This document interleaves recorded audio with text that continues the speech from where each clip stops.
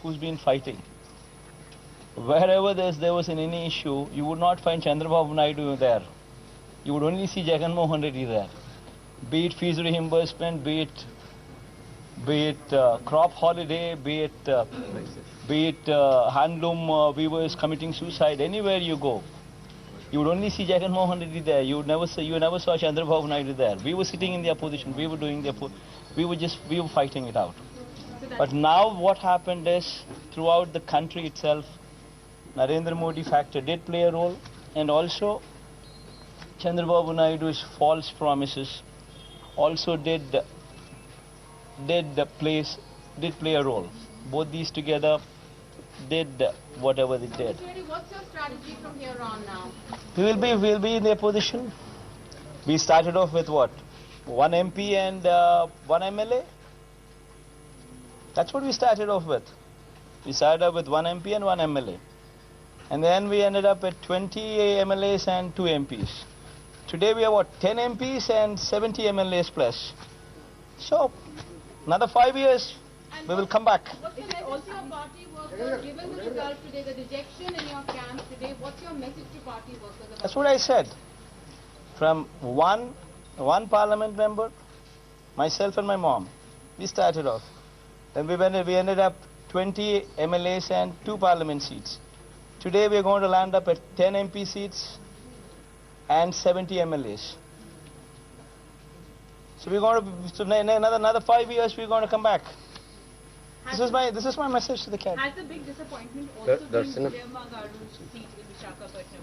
More so because, she was seen as somebody, she is your mother, of an embarrassment of sorts for the YSR Congress party? See, a few bold decisions had to be taken. See, we saw Narendra Modi wave, and it had to be countered. So a few bold decisions had to be taken, and we took a few decisions. Few misfired.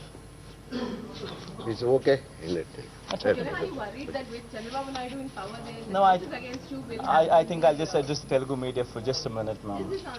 But see, it doesn't make a difference. See, so Sonia Gandhi did whatever she could do. Now it's going to start off with Chandrababu Naidu. So what difference does it make? We'll still fight. Ultimately, I believe in God. I believe in destiny. Ultimately, God will lead us. Okay. Now, I just like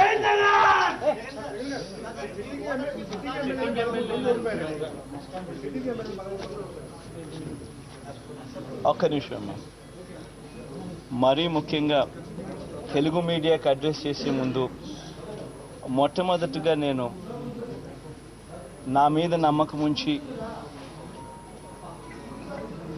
party మీద నమ్మకం ఉంచి మనస్ఫూర్తిగా ఆశీర్వదించి నాకు మన పార్టీకి వైఎస్ఆర్సీపీకి ఓటేసిన ప్రతి అక్క ప్రతి చెల్లెమ్మకు ప్రతి అవ్వ ప్రతి తాతకు ప్రతి సోదరుడికి స్నేహితుడికి మనస్ఫూర్తిగా ఆశీర్వదించి ఓటేసినందుకు నమ్మకం విశ్వాసం చూపించినందుకు ఓటేసిన ప్రతి ఒక్కరికి చేతులు జోడించి శిరస్సు వంచి పేరు పేరున హృదయపూర్వకంగా కృతజ్ఞత తెలుపుకుంటున్నాను.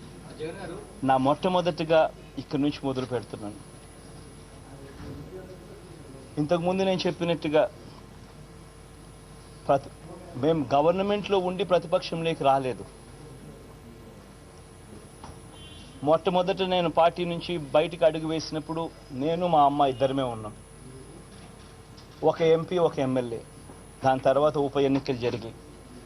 దాని తర్వాత మళ్ళీ ఉప ఎన్నికల్లో మా బలం 2 ఎంపీలకు 20 మంది ఎమ్మెల్యేలకు తీసుకుపోగలిగాం. ఇవాళ మళ్ళీ ప్రజల విశ్వాసం నమ్మకంతో ఇవాళ 70 ఎమ్మెల్యేలకు 10 మంది ఎంపీ స్థానాల్లో మేము ఇవాళ నిలబడి ఉన్నాం. మరో 5 సంవత్సరాలు ప్రజలకు మళ్ళీ టైం ఇస్తాం. ప్రజలకు తోడుగా నిలబడతాం. ప్రజల సమస్యల్లో మేము కూడా ఇంతకుముందు ఏ రకంగా అయితే పాలు పంచుకున్నామో అదే రకంగానే పాలు పంచుకుంటాం. ఇంతకుముందు 5 ఏళ్లలో కూడా ఎక్కడ ఏమి యాజిటేషన్ చేయాలన్నా అక్కడ జగన్మోహన్ రెడ్డి ఉన్నాడే తప్ప చంద్రబాబు నాయుడు గారు ఎప్పుడూ లేరు. క్రాప్ హాలిడే జరిగినప్పుడు కూడా జగన్మోహన్ రెడ్డి ఉన్నాడు అక్కడ. చేనేతలు చనిపోయినప్పుడు కూడా పరామర్శించడానికి జగన్మోహన్ రెడ్డి ఉన్నాడు అక్కడ. ఫీజు రీయింబర్స్మెంట్ పిల్లల కోసం ఫీజులు కట్టలేని పరిస్థితిలో ప్రభుత్వం ఉన్నప్పుడు అప్పుడు కూడా చంద్రబాబు నాయుడు లేడు అక్కడ. జగన్మోహన్ రెడ్డి అక్కడ ఉన్నారు. ప్రతి ఉద్యమం, ప్రతి ధర్నా 5 ఏళ్లలో చేసింది ఒక జగన్మోహన్ రెడ్డి. ప్రజల తరపు నిలబడింది కూడా మా పార్టీయే. అయితే ఈరోజు దురదృష్టవశాత్తు నరేంద్ర మోడీ గారి గాలి, చంద్రబాబు నాయుడు గారు తప్పుడు హామీలు, మరీ ముఖ్యంగా తప్పుడు హామీలు తానిచ్చాడు. ఆ తప్పుడు హామీలు ప్రజలు నమ్మినందువల్ల ఫలితాలన్నీ ఇంకా దాదాపుగా కొలిక్కొస్తా ఉన్నట్టున్నాయి.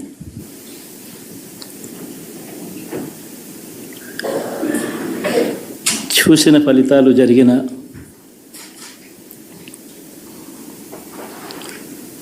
పరిస్థితులు చూస్తే నిజంగా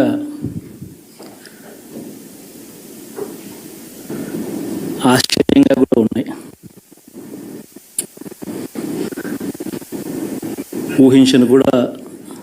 ఊహించలేదు ఇలా జరుగుతుందని, ఇలా వస్తాయని కూడా. బట్ ఎస్,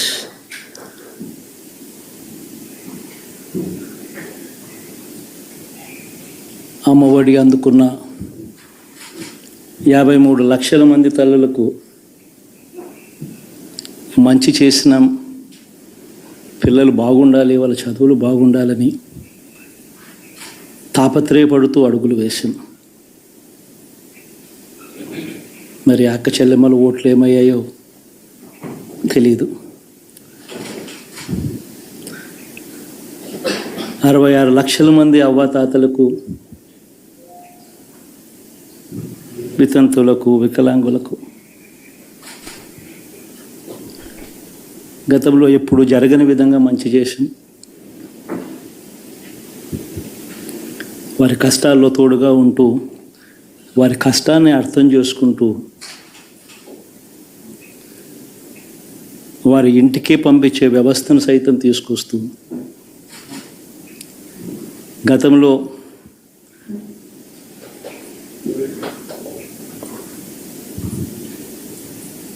మా ప్రభుత్వం అధికారంలోకి రాకమునుపు ఇస్తూ ఉన్న చాలని పెన్షన్ నుంచి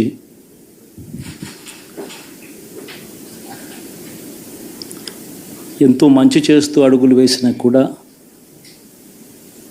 ఆ అవ్వాతాతలు చూపిన ఆప్యాయత ఏమైందో కూడా తెలియడం లేదు. దాదాపుగా 1,05,00,000 మందికి పొదుపు సంఘాల అక్క చెల్లెమ్మలకు మంచి జరిగిస్తూ, వారి కష్టాలనే మా కష్టాలుగా భావిస్తూ, ఇచ్చిన ఏ మాట తప్పకుండా అన్ని రకాలుగా వాళ్ళకు అండగా ఉంటూ, ఆసరాతో తోడుగా ఉన్నాం,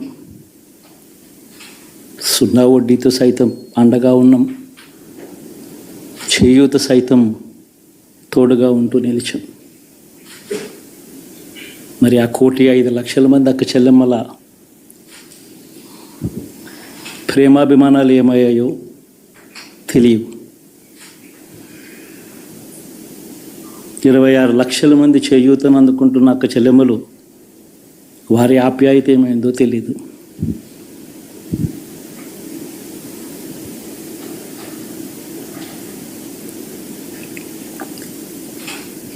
పిల్లల చదువుల కోసం ఏ తల్లి ఏ తండ్రి ఇబ్బంది పడకూడదు అని మొట్టమొదటిసారిగా పూర్తి ఫీజులు ఇస్తూ తీసుకొచ్చి అందగా నిలిచాం. చదువుల్లో ఎప్పుడూ చూడని మార్పులు తీసుకొచ్చాం. దాదాపుగా 12 లక్షల మందికి సంవత్సరానికి మంచి జరిగిస్తూ, ఆ పిల్లలు, ఆ తల్లుల అభిమానం ఏమైందో కూడా తెలియదు.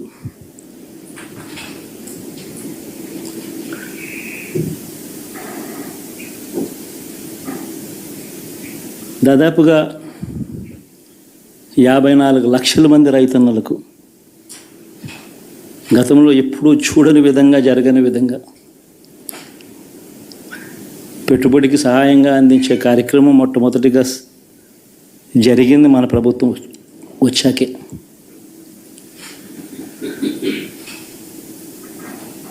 మరి అంతగా రైతన్నలకు తోడుగా ఉంటూ రైతన్నలకు రైతు భరోసా ఇవ్వడం కానీ, సమయానికే వారికి ఇన్పుట్ సబ్సిడీ ఎప్పుడు జరగని విధంగా సీజన్ ముగిసేలోగానే ఇచ్చే కార్యక్రమం కానీ, ఉచిత ఇన్సూరెన్స్ కానీ, పగటిపూట 9 గంటలు ఇచ్చే కార్యక్రమం కానీ, ఉచిత విద్యుత్ ఇచ్చే కార్యక్రమం కానీ, మరి 6 కోటి మంది రైతన్నల ప్రేమ ఏమైందో తెలియదు.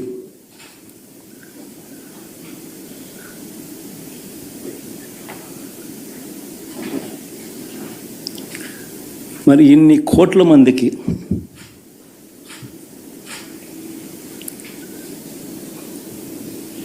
పేదవాడికి తోడుగా ఉంటూ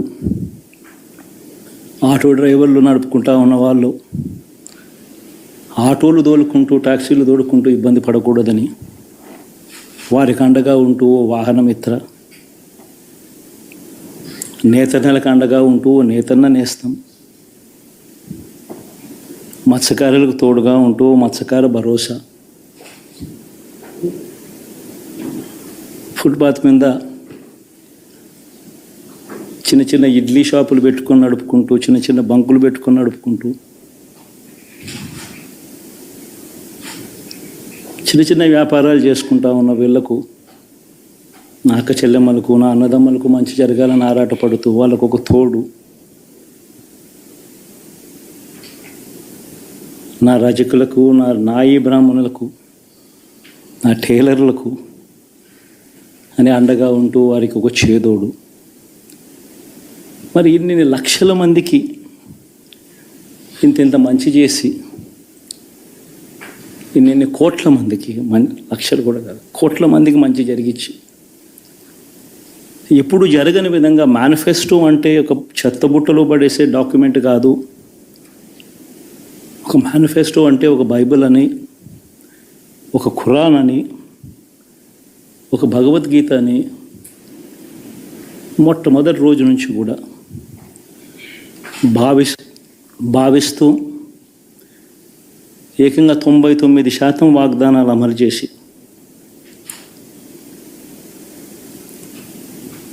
అంతే చిత్తశుద్ధితో ఆ మేనిఫెస్టోను కూడా అక్క చెల్లెమ్మల ఇంట్లోకి తీసుకొని వెళ్ళి చూపించి మీరే టిక్కు పెట్టండి అనే నిబద్ధత గల ప్రభుత్వంగా పనిచేసాం.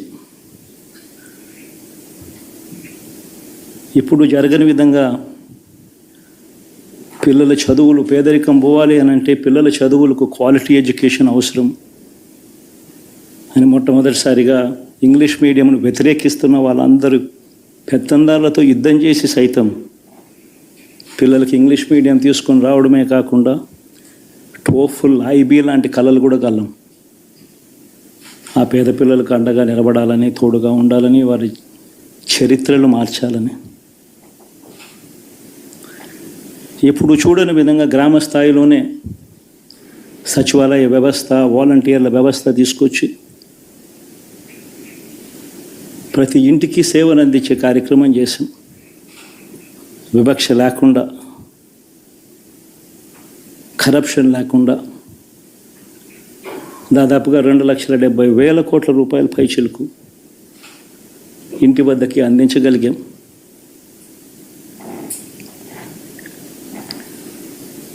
ఇప్పుడు చూడని మార్పులు తీసుకురావడమే కాకుండా ఒక చదువుల రంగం అయితేనేమి, ఒక విద్యారంగం, ఒక వ్యవసాయ రంగం అయితేనేమి, ఒక వైద్య రంగం అయితేనేమి, ఏ పేదవాడు ఎప్పుడూ ఇబ్బంది పడకూడదు అని ఎప్పుడు ఊహించని విధంగా మార్పులు తీసుకొస్తూ పేదవాడికి అండగా నిలబడగలిగాం. విమెన్ ఎంపవర్మెంట్ అంటే ఇది, మహిళా సాధికారత ఇది అంటే ఇది అని ప్రపంచానికి చాటి చెప్పగలిగాం. సోషల్ జస్టిస్ అంటే, సామాజిక న్యాయం అంటే ఇది అని ప్రపంచానికి చూపించగలిగాం. మరి ఇన్ని గొప్ప మార్పులు చేసిన తర్వాత, ఇన్ని కోట్ల మందికి మంచి జరిగిన తర్వాత మరి అభిమానం ఏమైందో, నా ఆప్యాయత ఏమైందో తెలీదు.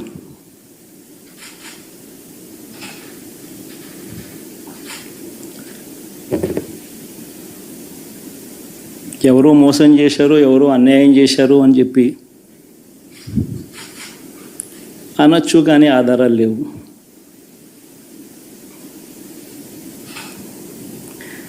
ఏం జరిగిందో దేవుడికి తెలుసు. పెద్ద నేనైతే చేయగలిగింది ఏమీ లేదు. ప్రజల తీర్పు తీసుకుంటాం, కానీ మంచి చేయడానికి మాత్రం ప్రజలకు తోడుగా ఖచ్చితంగా ఉంటాం. వాయిస్ ఆఫ్ ది వాయిస్లెస్ కింద ఈ పార్టీ తాను చేయాల్సిన పని తప్పకుండా చేస్తుంది. పేదవాడికి అండగా ఉండే కార్యక్రమంలో ఎప్పుడూ కూడా పేదవాడికి తోడుగా ఉంటూ గలం విప్పుతుంది, పేదవాడికి అండగా నిలుస్తుంది.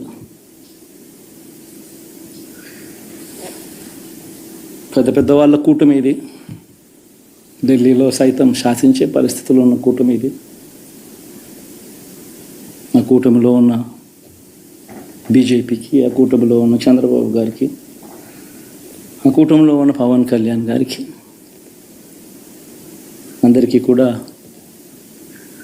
వాళ్ళ గొప్ప విజయానికి అభినందనలు.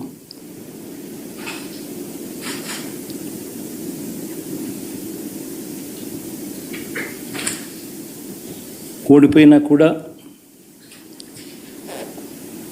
నా ప్రతి కష్టంలో కూడా తోడుగా అండగా నిలబడిన నా ప్రతి నాయకుడికి, ప్రతి కార్యకర్తకు, ప్రతి వాలంటీర్కు, ప్రతి ఇంట్లో నుంచి వచ్చిన ప్రతి స్టార్ క్యాంపెయినర్గా నాకు తోడుగా నిలబడిన నా అక్క చెల్లెమ్మలకు, అన్నదమ్ములకు, మీ అందరికీ మనస్ఫూర్తిగా మీ అందరికీ కూడా కృతజ్ఞతలు తెలియజేస్తా ఉన్నాను.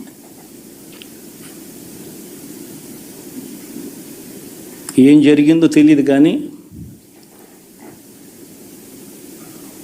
ఏమి చేసినా, ఎంత చేసినా ఇంకా 40% ఓటు బ్యాంకు మాత్రం తగ్గించలేకపోయారు. ఖచ్చితంగా మళ్ళీ ఇక్కడి నుంచి లేస్తాం.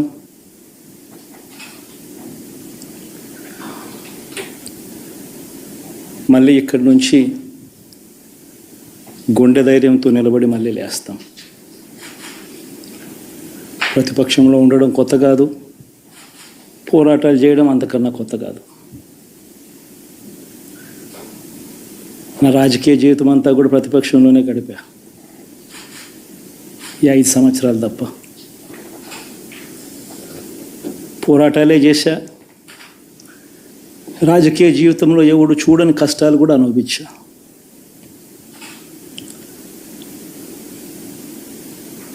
ఇప్పుడు అంతకన్నా కష్టాలు ఏదైనా పెట్టినా కూడా సిద్ధంగా ఉన్నాం, సిద్ధంగా ఎదుర్కొంటాం. ఆల్ ది వెరీ బెస్ట్ గవర్నమెంట్లోకి వచ్చిన వాళ్ళకు. Thank you.